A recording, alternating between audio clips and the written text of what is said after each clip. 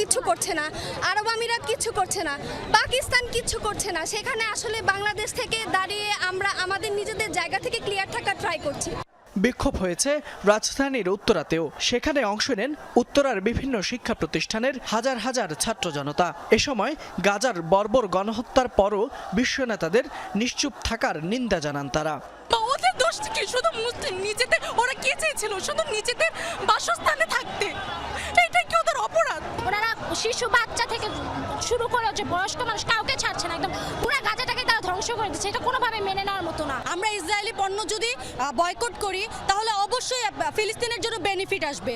রাজধানীর বাড্ডা এলাকায়ও গাজায়